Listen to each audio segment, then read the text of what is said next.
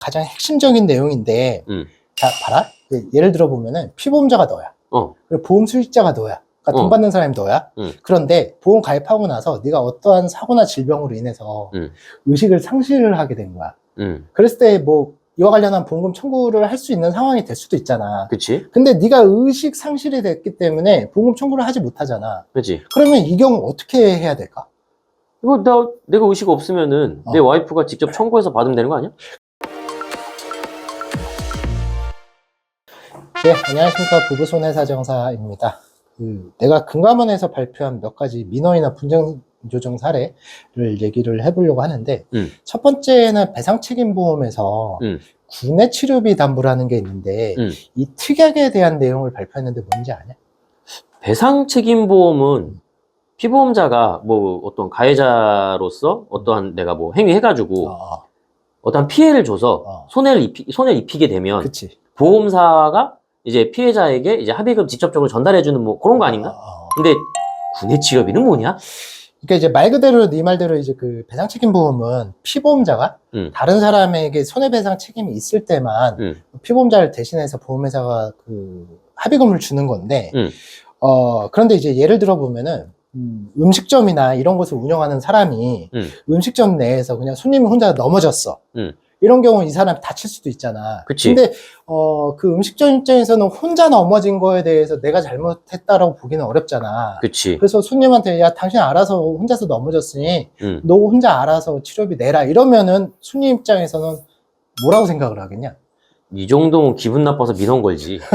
그래서 그 군의 치료비 담보라는 게 그 함께 가입이 되어 있다고 하면은 피보험자인 식당에 잘못이 없다고 하더라도 그 가입 금액에 해당하는 치료비는 다 주는 거. 그걸 이제 군의 치료비 담보라고 하는 거지. 야, 그럼 이건 되게 좋은 건데? 맞아. 근데 이게 분쟁이 있었나 봐. 그래가지고 금감원에서 피보험자의 잘못이 없다고 하더라도 보험회사는 보험금을 다 줘야 된다. 이렇게 이제 판단을 했던 부분인데 나는 개인적으로 왜 이게 분쟁이 생겼을까라는 생각이 들고 또 이제 두 번째는 이런 것도 있는데 장애보험금을 청구를 할 때 말하는 기능에 장애가 발생하는 사람들 있잖아. 있을 수 있지. 그거에 대해서 이제 분쟁이 좀 있었는데, 이게 이제 지금 현재 약관에서는 자음의 정확도와 표현 언어 지수라고 있는데, 거기서 그 체크되는 수치가 일정 점수 이하면은 몇 프로로 이렇게 장애를 평가를 하도록 하고 있는데, 과거에 그 판매했던 보험 약관에서는, 예를 들어서 이런 거지, 기역, 니은, 디귿을 한 묶음으로 봐. 그리고 리을, 미음, 비읍을 한 묶음으로 봐. 이렇게 해서 이 묶음 안에 들어가 있는 발음이 안 되는 경우를 장애로 평가하겠다. 뭐 이렇게 규정을 하고 있었거든. 그럼 네가 지금 얘기하는 거 보면 과거 약관이 문제가 된 것 같은데? 맞아. 그래서 이제 소비자가 기역, 니은, 디귿 중에 3개가 아니라 2개만 안 되고 뭐 리을, 미음, 비읍 중에 3개가 아니라 2개만 안 됐을 때 이때도 이제 장애로 평가를 해줘야 되는 거 아니냐라는 주장을 했던 거고 보험회사는 거꾸로 그 묶음의 3개 전부가 안 돼야지만 이거는 장애를 평가할 수 있다. 이렇게 이제 분쟁이 붙은 거지. 어느 정도 둘 다 타당성이 있다. 근데 여기 이 분쟁에 대해서 금감원에서는 그 셋 중에 뭐 2개 정도만 발음이 안 되면은 이거는 장애를 평가를 해서 보험회사한테 보험금 지급하라고 그렇게 이제 판단을 했지. 그러면 이거는 금감원이 소비자 편에 손을 들어준 거네. 맞아. 근데 뭐 소비자 입장에서도 셋 중에 2개가 안 됐는데 이게 장애 평가가 안 된다 이러면 좀 억울하지 않았을까 그런 생각도 들고. 그치. 또 세 번째는 이제 네 와이프 운전하고 있지. 하지. 내 차도 운전하고 지 차도 하고 다 하지. 그럼 네 명의로 된 차도 와이프가 운전하게끔 그렇게 보험에 가입이 돼 있겠네? 그렇게 해놨지. 그러면은 네가 만약에 이제 피보험자로 된 자동차 보험 계약인데 너도 알겠지만 우리 사고가 발생을 하면 그 자동차 보험 처리를 하면은 그 보험료가 이제 할증이 되잖아. 그치. 근데 이제 네 차야? 네 이름으로 된 거야? 근데 그걸 네 와이프가 운전을 하다가 사고를 냈어. 이런 경우 네가 가입한 네 이름으로 된 차량의 자동차 보험에 할증이 될 거냐? 아니면은 네 와이프가 나중에 다른 차를 샀어. 그러면 네 와이프가 새롭게 가입한 자동차 보험에 할증이 될 거냐? 요거에 대한 이제 좀 분쟁이 있었거든. 이게 좀 복잡하긴 한데 와이프가 내 차를 운전하다 사고를 낸 거야. 그치? 그럼 그 보험은 보험회사에 내 이름으로 가입되어 있는 거잖아? 그치. 그럼 보험회사의 보험료가 할증되는 게 맞냐? 이걸 물어본 건가? 맞아. 야, 내가 사고 낸 것도 아닌데 난 좀 억울할 것 같은데. 그러니까 그런 분쟁이 있었는데 금감원에서는 사고 운전자 네 와이프가 아니라 네가 가입한 보험의 보험료가 할증이 되는 게 맞다. 이렇게 이제 판단을 했던 부분이 있었고, 그리고 이제 오늘 내가 얘기할 부분 중에 가장 핵심적인 내용인데, 자, 봐라. 예를 들어 보면은 피보험자가 너야. 그리고 보험 수익자가 너야. 그러니까 돈 받는 사람이 너야. 그런데 보험 가입하고 나서 네가 어떠한 사고나 질병으로 인해서 의식을 상실을 하게 된 거야. 그랬을 때 뭐 이와 관련한 보험금 청구를 할 수 있는 상황이 될 수도 있잖아. 그치? 근데 네가 의식 상실이 됐기 때문에 보험금 청구를 하지 못하잖아. 그치? 그러면 이 경우 어떻게 해야 될까? 이거 내가 의식 없으면은 내 와이프가 직접 청구해서 받으면 되는 거 아니야? 근데 이게 좀 간단한 문제가 아닌 게, 왜냐면 이제 가족이기는 하지만 보험금 수익자는 엄연히 너잖아. 네 와이프가 보험 수익자는 아닌 거잖아. 그치. 그래서 이제 보험회사가 너가 아닌 네 와이프한테 이제 보험금을 줬다고 쳐. 근데 나중에 네가 의식이 깨어났어. 근데 알고 보니까 너랑 와이프랑 사이가 안 좋았어. 그래서 왜 나한테 돈 안 주고 와이프한테 돈을 줬냐고 네가 보험사 따질 수 있지 않을까?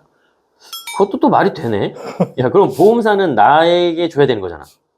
나한테. 그치. 근데 이 경우에 내 통장으로 보험금 지급되면 괜찮지 않은 건가? 이 정도면? 그러니까 뭐 네 말은 맞는데, 이 사람이 이제 통장에 들어오면 또 통장 관리가 본인이 안 되잖아. 의식이 없으니까. 그치. 그래서 와이프가 대신해서 달라라고 할 수도 있는 거고, 이 경우에 이제 보험회사가 좀 깐깐하게 봐가지고 보험 수익자가 청구한 것이 아니라 보험금을 지급할 수 없다라고 실제 나한테 그런 주장을 했었어가지고 결국에는 이거를 이제 후견인을 선정을 해가지고 보험회사한테 청구해서 받을 수 있게끔 그렇게 된 적이 한 번 있었지. 와, 근데 이게 그러면은 비용도 들어가고 뭔가 엄청 복잡해질 것 같은데? 근데 이게 아주 방법이 없는 거는 아니야. 또 있어? 어떻게 뭐 할 수 있는 방법이? 근데 이게 뭐 해결한다기보다는 사전에 예방한다? 뭐 이런 느낌으로 좀 봐야 되는 게 맞는데, 그게 이제 바로 지정 대리 청구 서비스 특약이라는 게 있거든? 그게 가입이 된다라면은 뭐 사전적으로 예방할 수 있다라고 보면 될 것 같아. 이게 그 말만 들으면 뭔지 느낌은 오거든? 근데 이게 좀 자세하게 설명 좀 해줘라. 그러니까 일단 이게 뭐냐면 중요한 게 피보험자가 의식을 상실하기 전에 지정 대리 청구 서비스 특약에 이제 해놔야 되고, 그리고 두 번째 중요한 게 뭐냐면은 계약자랑 피보험자랑 수익자랑 동일인이어야 돼. 그렇게 되는 경우 이 사람이 의식을 상실했다고 하더라도 그 지정된 사람 있잖아. 그 사람이 대신해서 보험금 청구해서 받을 수가 있는 거지. 이걸 요약하자면은 피보험자가 나라고 하면 내가 의식 상실 전에 그 지정 대리 청구할 수 있도록 세팅해야 된다는 거잖아? 그럼 의식 상실하기 전 아무 때나 하면 되는 거야? 보통은 이제 계약 당시에 해놓는데 뭐 계약 후라고 하더라도 피보험자가 의식 상실하기 전에만 그 지정 대리를 해놓으면 상관은 없어. 근데 난 여기서 궁금한 게 있어. 보험금이 수천에서 수억 원까지 할 수 있는데 내가 이거 아무나 세팅할 수는 없잖아. 지정할 수 없잖아. 이거 문제 될 것 같은데? 그래서 야권에서는 누구나 다 할 수 있다라고 정하고 있지는 않고 법률상 배우자 그리고 3촌 이내의 친족 그 관계자 그들만 이제 그 지정 대리 청구할 수 있다 이렇게 규정을 하고 있지. 왠지 그거는 기본값인 것 같은 생각이 들고 만약에 사실혼 배우자인 경우에는 할 수가 없겠네 이거. 그리고 그 지정 대리 하려면은 피보험자가 보험 수익자가 보험금을 청구할 수 없다는 사실을 입증해야 되는 거잖아. 맞아. 근데 이제 네 말대로 사실혼 배우자는 지정 대리 청구 자체를 이제 설정하는 것도 불가능한 것도 맞고, 근데 이 사람이 보험금을 청구할 수 없다라는 게 입증하는 것 자체는 그렇게 어렵지는 않아. 왜냐면은 병원에서 이 사람이 의식 상실이 있습니다. 라는 진단서나 소견서 발급받고 그거 가지고 이제 보험사한테 청구하면 되는 거기 때문에 그거에 크게 문제되거나 그러지는 않게 되지. 그러니까 근데 그냥 우습게 넘어갈 수도 있는데 이제 막상 이 보험이라는 게 큰돈 청구하기 위해서 가입을 하는 건데 이런 경우 이제 참 난감해지게 되기 때문에 그러니까 사후적으로는 후견인 선정을 하거나 이런 거에 좀 복잡하다라고 하면은 사전적으로 지정대리 청구 서비스에 가입을 해가지고 이런 부분을 좀 방지를 하는 것도 굉장히 좋을 거다 이렇게 좀 보면 될 것 같아. 저희가 준비한 내용은 여기까지였고 도움이 됐다고 한다면 구독, 알림 설정 부탁드리고 도움이 안 됐다고 하더라도 다음 동영상에서 분명히 도움 될 때 좋아요, 구독, 알림 설정 부탁드리도록 하겠습니다. 예, 감사합니다.